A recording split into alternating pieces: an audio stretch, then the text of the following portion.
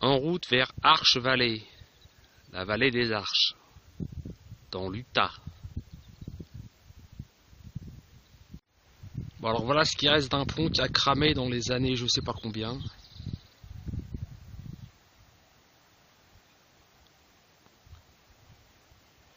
Donc évidemment ils en ont refait un à côté.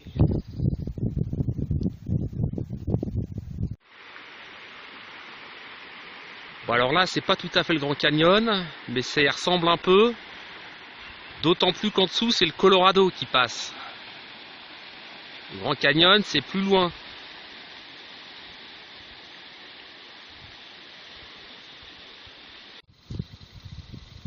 Bon bah là c'est pareil, je refais le coup du Grand Canyon. C'est pas vraiment Monument de Vallée, mais ça y ressemble. Parce que Monument de Vallée, ça doit être 400 km en dessous. Bon, faudra quand même pas me dire que ça ressemble pas à Monument de Vallée parce que ça y ressemble.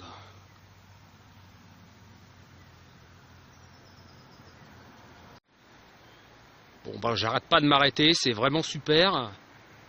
Rappelez-vous du nom de la route, c'est la 128 qui va de Grand Jonction à Moab.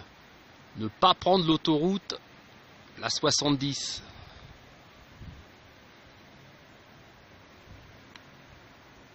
Et le Colorado. Bon alors là je suis rentré dans Arche Valley. Alors faut dire que j'ai acheté un pass pour tous les parcs aux États-Unis, donc je vais essayer d'en profiter maximum pour amortir les frais, n'est-ce pas? Donc Arche Valley, l'entrée.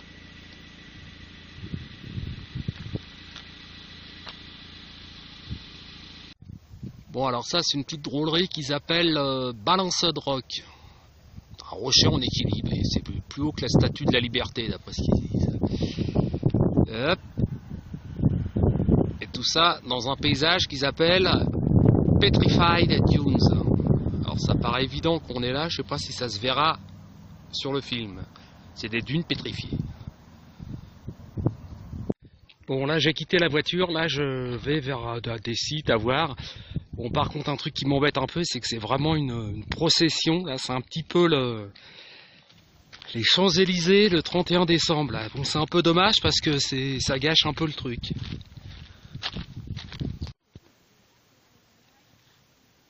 Alors si on n'aime pas les rochers, faut pas venir ici. Hein. Parce que là il n'y a que de ça en fait.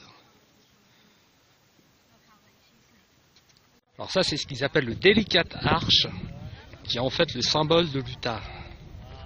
C'est ce qu'on voit sur toutes les plaques minéralogiques. Alors évidemment ça grouille le monde, bon on peut pas faire autrement, c'est comme ça. Delicate Arch. Voilà. Utah. C'est pas qu'une plage en Normandie.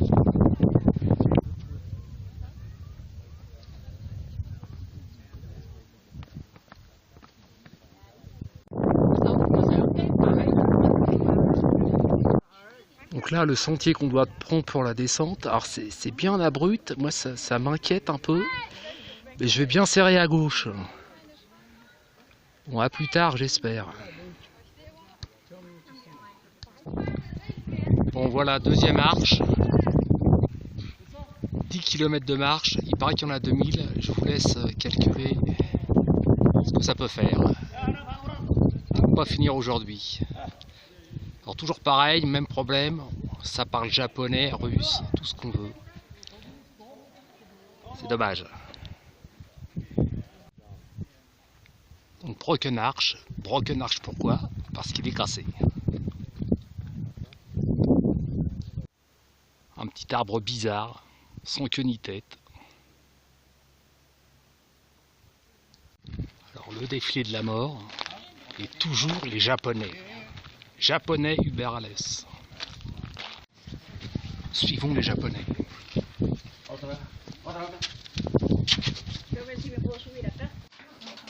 Alors là, j'arrive même pas à passer dans la largeur, tellement c'est étroit, c'est une espèce de crevasse. Bon, je vais essayer de m'en sortir, mais c'est pas donné.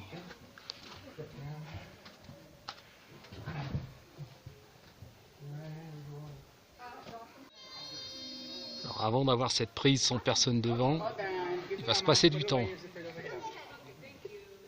Fin de la visite de Arches-Vallée.